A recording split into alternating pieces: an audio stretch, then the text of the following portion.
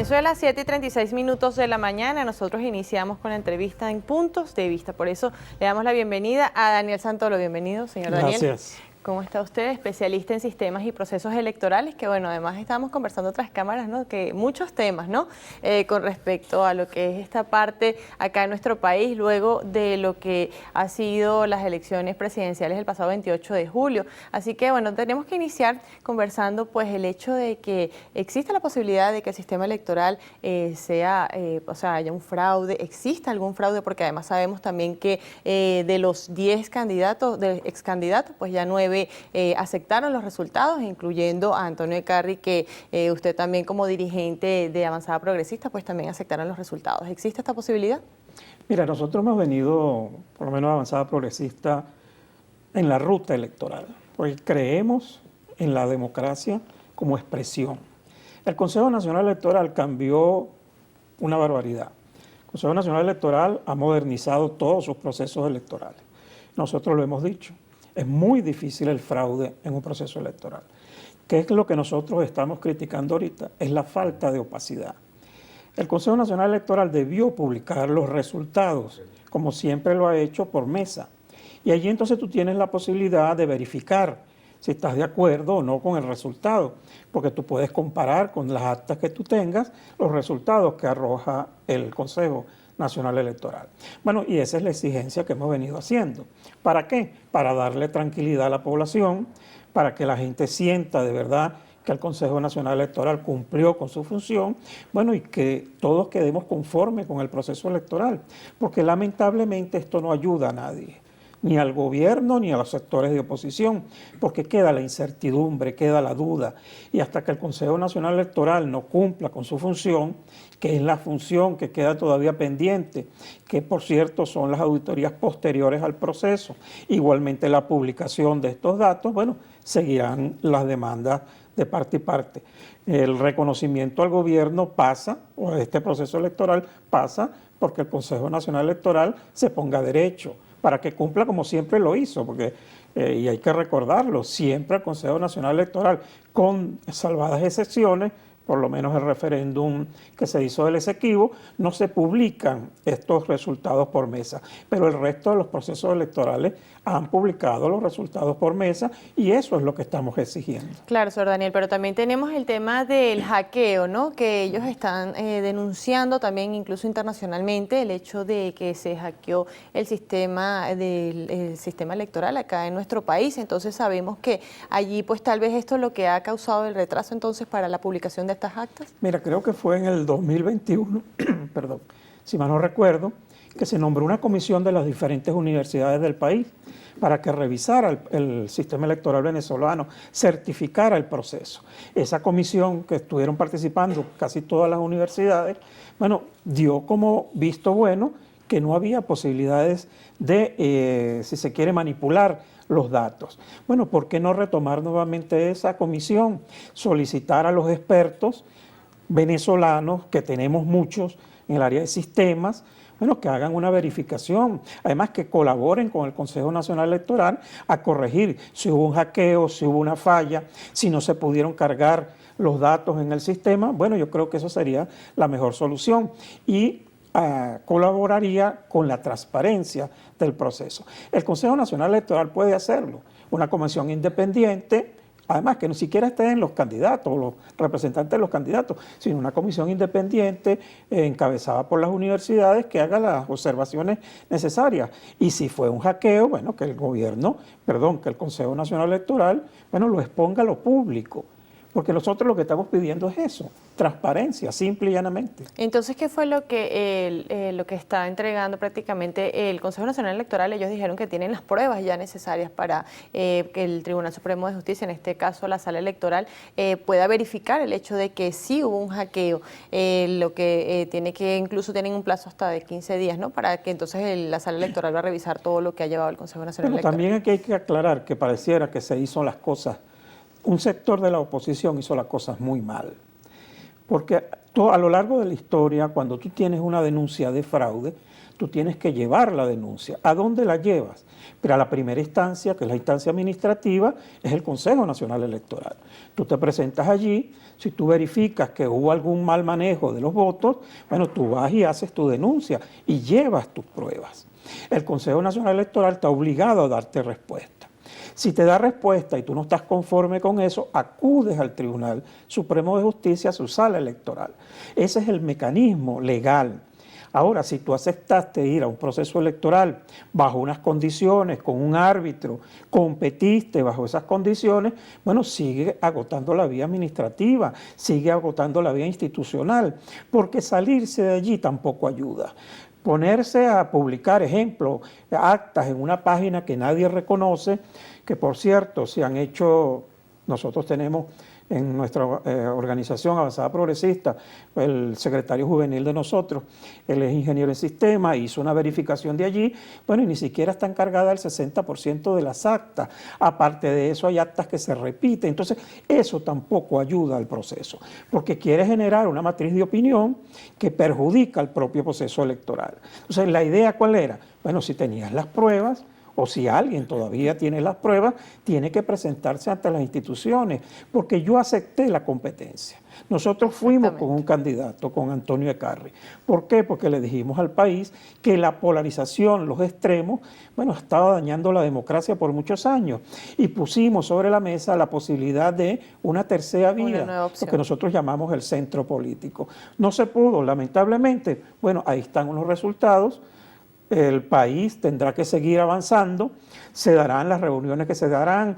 Allí viene una reunión con 3 presidentes, Brasil, Colombia y México, bueno, para ayudar a llegar a una definición de este proceso, que son voces que ayudan. Claro que sí, señor Daniel. Bueno, en la próxima parte vamos a estar entonces conversando precisamente sobre esto, este tema que es muy importante con respecto a estas actas, ¿no?, que han sido publicadas en una página web que no es oficial. 7:43 de la mañana, vamos a una pausa y ya regresamos con más de Puntos de Vista. Amigos, 7:44 de la mañana, continuamos en Puntos de Vista conversando con Daniel Santolo, quien es especialista en sistemas y procesos electorales. Y bueno, dejamos entonces al aire una incógnita, ¿no?, que además que queremos nosotros aclarar con respecto a lo que es la publicación de estas actas que hizo parte de la oposición en una página no oficial, que además, bueno, incluso ayer el ministro para la Comunicación, Freddy Ñáñez, indicaba que el 80%, más del 80% de estas actas se han evaluado y han sido falsas. Hablemos sobre esto. Bueno, como te dije anteriormente, si yo acepté ir a un proceso electoral bajo unas condiciones, unas reglas, acepté el árbitro, este Consejo Nacional Electoral que encabeza el señor Amoroso, bueno, yo tenía que seguir aceptando las reglas de juego. ¿Cuáles son las reglas de juego? Cuando usted va a un proceso electoral, tiene los mecanismos tanto administrativos como judiciales para impugnar el acto electoral. No se hizo. Se prefirió crear una página web, por cierto, que nadie ha sabido explicar de dónde salen esas actas. Bueno, y eso lo que genera es incertidumbre, no da certeza, además no ayuda al proceso, porque si yo tengo pruebas para impugnar el proceso electoral, bueno, acudo a las instancias necesarias. Entonces, ¿qué ha logrado con esta página? ¿Qué se ha hecho con eso? Absolutamente nada, porque seguimos fantaseando y no le damos respuestas claras a la gente. Los venezolanos necesitan certeza. Y nosotros lo hemos vendido hace mucho tiempo, lo hemos dicho hace mucho tiempo. Debe hablársele con la verdad a la gente. No podemos seguir engañando, manipulando, porque eso no ayuda. En este momento, ¿qué es lo que sale? Que por cierto lo planteamos también desde Avanzada Progresista desde un principio. Había que negociar con el gobierno, con el que tiene el poder del Estado, con el que maneja las instituciones, para tú llegar a acuerdos, ciertamente, de mejorar el proceso electoral, llegar a acuerdos previos, porque también se dice, el que ganara este proceso electoral iba a tener 6 meses de una presidencia compartida, un presidente electo y uno en ejercicio, si se daba un cambio de gobierno. Y eso te pasaba por un proceso de negociación. Claro. De lo contrario, era solo un enfrentamiento. Entonces, en este momento se mantiene el deber ser de la negociación. Estos, como te dije anteriormente, estos presidentes, bueno, que vienen a mediar, vienen a poner sobre la mesa alguna solución, algún encuentro. Bueno, yo soy de los que confío en estos presidentes para que de verdad traten de llegar a un acuerdo. Además, y el gobierno está también obligado a convocar a las partes, a las partes en conflicto, a sentarse. El presidente de la República debe dejar la agresividad. Claro, señor Daniel, pero a eso iba precisamente el hecho de que el presidente de la República, que además resultó ser reelecto, ¿no?, en estas elecciones, está bien lo que él hizo, el interponer este recurso ante el Tribunal Supremo de Justicia, precisamente para aclarar todo lo que es el tema de los resultados electorales, y que además hemos visto también que no compareció Edmundo González Urrutia, que fue la parte de la oposición que hizo precisamente todos estos comentarios con respecto a lo que ha sido un fraude, según ellos. Bueno, primero ellos debieron haberse presentado. El Tribunal Supremo de Justicia te convoca. Y si tú aceptas las reglas de juego y aceptas las institucionalidades, debiste presentarte y exponer. Y llevar las actas, ¿no? Porque sabemos también que no llevaron nada, incluso lo dejaba muy claro el mismo Manuel Rosales y Simón Calzadilla, que dijeron, pues que también decían que salían más confundidos incluso de la sala electoral del Tribunal Supremo de Justicia. Muchos no hemos logrado entender todavía qué se hace en el Tribunal Supremo de Justicia, porque eso debió haberlo resuelto el Consejo Nacional Electoral, simple y llanamente con la publicación detallada de los resultados. Ahora, bueno, ¿qué va a hacer qué está haciendo el Tribunal Supremo de Justicia en su sala electoral? Bueno, buscando también revisar el proceso, bueno, y tendrá que dar una respuesta a la solicitud que hizo el presidente de la República, que yo, siendo el presidente de la República, hubiese acudido directamente al Consejo Nacional Electoral para que publicaran los datos como debieron haberlos publicado. Bueno, ya se agotó esa instancia, pero bueno, todos aquellos que estuvieron involucrados en el proceso electoral debieron acudir y exponer allí su punto de vista. Si tienes alguna prueba de que hubo un fraude, más allá de lo que se está discutiendo, si hubo hackeo o no en la página del Consejo Nacional Electoral o en la transmisión de datos, bueno, eso hay que exponerlo. Yo espero que el Tribunal Supremo de Justicia le ordene al Consejo Nacional Electoral, bueno, que cumpla con los requisitos de ley, que eran las auditorías posteriores, que es la publicación detallada de los resultados, bueno, para que todos quedemos conformes. Claro, pero precisamente eso es lo que usted está diciendo, señor Daniel, pues eso tendría que haber sido entonces el mismo 29 de julio, cuando incluso también acudieron los excandidatos presidenciales y, bueno, aceptaron lo que fueron los resultados electorales, pero también allí vimos que se vio la ausencia nuevamente de Edmundo González, entonces suponemos que, bueno, también por esto fue que el presidente impuso este recurso. Y con respecto a lo que es la actuación de los veedores internacionales, porque sabemos que más de 700 veedores estuvieron aquí durante el proceso, entonces estamos viendo también la posición del Centro Carter, que bueno, también está fijando una posición muy diferente a la de los otros veedores, también estamos viendo tal vez esa injerencia internacional. ¿Cómo podemos nosotros evaluar este panorama? Mira, en Venezuela hay un problema de verdad con los procesos electorales, que es que todo el mundo se quiere meter. Entonces no ayudan, muy por el contrario, perjudican en sí el proceso. Aquí se dan elecciones, tengo entendido que menos del 20% de los países del mundo son democráticos y producen elecciones. Bueno, el mejor ejemplo son los Estados Unidos. En Estados Unidos la elección pasada duraron más de mes y medio para proclamar un candidato ganador.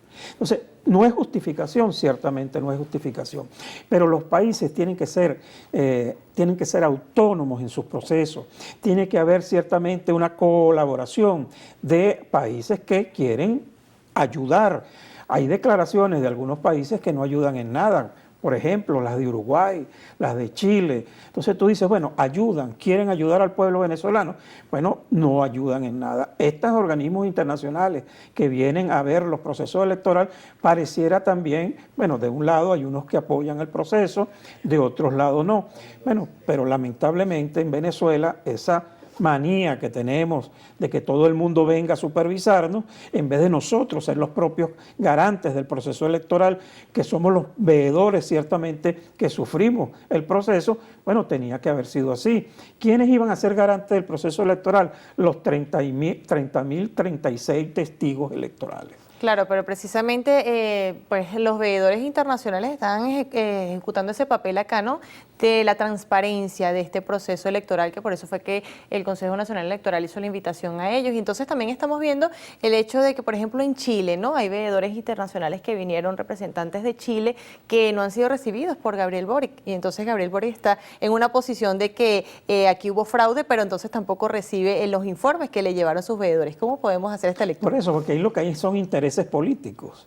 Entonces hay algunos presidentes o algunos sectores internacionales que están en contra del gobierno del presidente Nicolás Maduro. Hay otros sectores que lo apoyan. Entonces vemos ahí el juego internacional, bueno, de algunos azuzar el conflicto, otros de tratar de calmar el conflicto, porque Venezuela tiene años en esta diatriba, donde, bueno, ciertamente recordemos lo que fue el Grupo de Lima, bueno, la posición ahorita de Panamá, del nuevo presidente electo de Panamá, una injerencia frente al país de verdad que no tiene el porqué, además no tiene ni siquiera la autoridad para hacerlo. La ONU que quiere también fijar posición, Venezuela ya no pertenece a esos organismos internacionales, por cierto, por eso, porque no han colaborado con la solución de los conflictos del país, muy por el contrario lo han exacerbado. Este señor Almagro, que cada vez que opina sobre Venezuela no ayuda en nada. Entonces, bueno, eso lo que ha logrado es que lamentablemente estos observadores internacionales también tengan una posición política, entonces unos apoyan al gobierno y otros no lo apoyan, pero son intereses políticos. Por eso yo vuelvo y repito, los únicos garantes del proceso electoral venezolano son los venezolanos. Así es, señor Daniel. Y bueno, también estamos viendo la posición de Argentina, ¿no? Que ha sido muy contradictoria, ¿no? Porque al principio, pues ellos decían que sí, que había fraude y que, bueno, ellos tal vez entonces iban a hacer lo que era el apoyo al ex candidato Edmundo González Urrutia, que supuestamente ellos lo daban como ganador. Pero hace unos días veíamos en unas entrevistas donde uno de sus voceros, pues decía que no, que ellos no reconocían, o sea, no podían tomarlo a él como que si fuera un presidente, porque, o sea, ellos mismos se contradicen, ¿no? Por cierto, utilizó el argentino un término que ellos no podían proclamar todavía. Exactamente. Bueno, Argentina va a proclamar un presidente en Venezuela. Bueno, se dice que es Estados Unidos que está fijando una posición. Estados Unidos ha sido muy cauto en pronunciarse sobre el proceso electoral venezolano, ha bajado un poco el conflicto, bueno, y parece que le ha dicho también a sus aliados que bajen el conflicto con Venezuela, porque ciertamente lo que más nos conviene es una negociación en paz, una negociación que permita que el país se desarrolle. Bueno, entonces Estados Unidos allí está, por cierto, que también está inmerso en un proceso electoral, que es para pronto, creo que en noviembre, si no me equivoco, bueno, que también Venezuela entra a jugar en ese proceso electoral, porque, bueno, hay allí un sentimiento que se ha generado en los Estados Unidos, más que todo en la población latina. Se habla de que hay casi 800.000 venezolanos viviendo en los Estados Unidos, bueno, y eso influye. Entonces, bueno, hay ese juego geopolítico, bueno, que pareciera que está moviendo sus piezas. El gobierno, por su lado, también mueve sus aliados. Bueno, y entonces estamos en esa diatriba. El problema sigue siendo que Venezuela debe buscar una vía de negociación, de acuerdo, de sentarnos en una mesa, bueno, para resolver nuestros conflictos y fijarnos una ruta donde todos quedemos conformes. Así es, señor Daniel. Y bueno, también posiblemente el hecho de que Venezuela pueda ingresar este año a los BRICS, ¿no? También.